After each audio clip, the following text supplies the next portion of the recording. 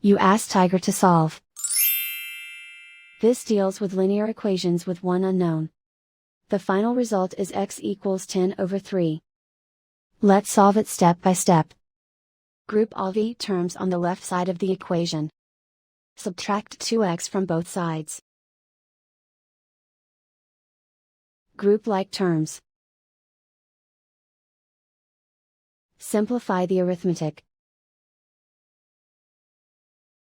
Group like terms. Simplify the arithmetic. Group all constants on the right side of the equation. Subtract 22 from both sides.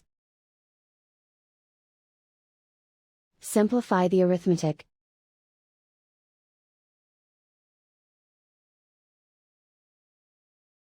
Isolate the v. Divide both sides by 6.